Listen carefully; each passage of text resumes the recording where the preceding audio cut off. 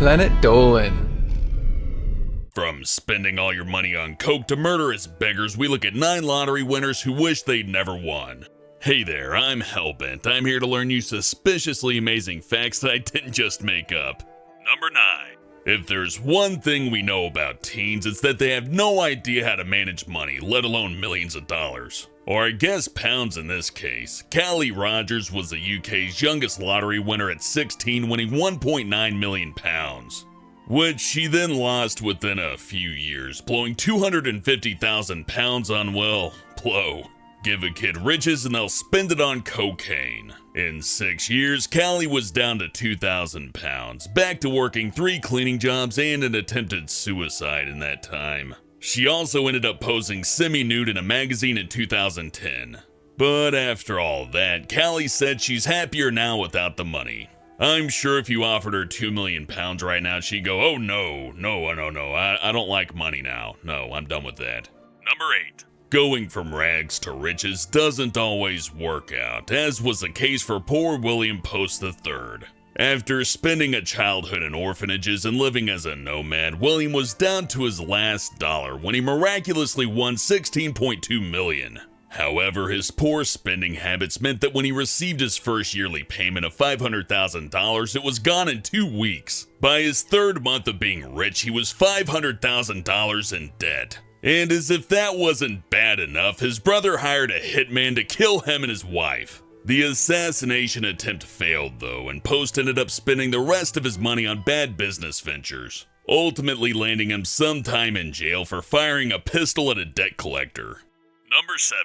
Hitting the jackpot twice within a year. You'd be tempted to think that luck is on your side. Evelyn Adams won $5.4 million between 1985 and 1986. Assuming she was on a hot streak, Evelyn took the money and tried to double it at the casino, which turned out about as well as you would expect. The rest of the money was lost due to Evelyn being overly generous to beggars. Now she lives in a trailer, which hopefully has taught her that the next time someone hands her millions of dollars, she puts it in a savings account instead of in a slot machine. Number 6. How do you lose $27 million in 5 years? Lots and lots of drugs, that's how. So is the sad story of David Lee Edwards, who would go from living in a mansion to sleeping in a storage shed surrounded by human shit. David recklessly blew $12 million in the first year just on cars, a Learjet, replica swords, and his new Palm Beach mansion. But what eventually did David in was a heroin habit that would see his children taken away from him. Things only got worse as David fell into debt and succumbed to hepatitis contracted from his drug habit. Number 5. In the pantheon of most ridiculous spending, Michael Carrol takes first place in being a jackass. After winning £9.7 million at the age of 19, Michael was dubbed the Lotto Lout by UK newspapers because of his insane spending habits, spending £12,000 a week on drugs and sleeping with around 4,000 prostitutes. He even held a demolition derby in his sizable backyard, which ended up being trashed along with the house.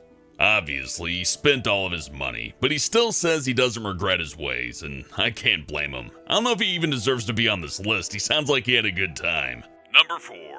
If you're a hard-working immigrant who wins big on a scratch ticket, you should be over the moon, and Yaru Khan was, until somebody poisoned him with cyanide. Yaru won $1 million on a chance ticket and was so grateful that he gave the guy who sold him the ticket $100 right then and there. Everything was roses, but then the morning after his check arrived, he suddenly died.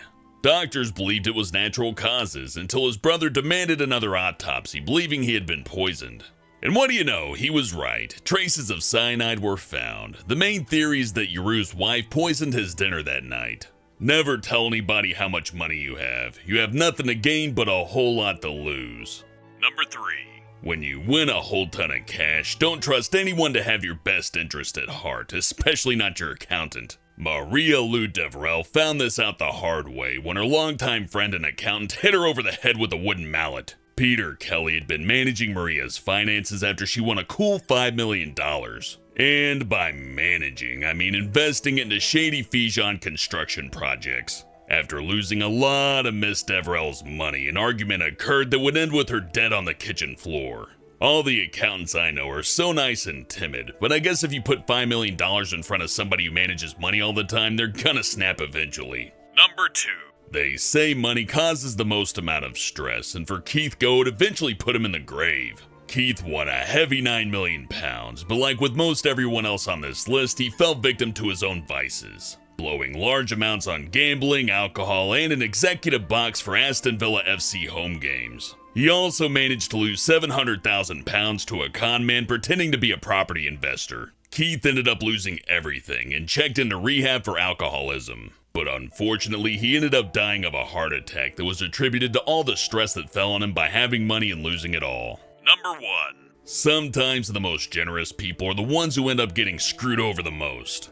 Abraham Shakespeare won $30 million in the Florida lottery, and being a kind-hearted dude, he gave a lot of it away to needy people and even allowed the homeless to stay with him. But of course, someone had to take advantage of that kindness. Enter DeeDee Moore, who became friends with Abraham and offered to help him manage his cash. So when Abraham disappeared one day, people weren't sold on her story about him running away from beggars. Eventually, they found Abraham's body under a concrete slab at DeeDee's home.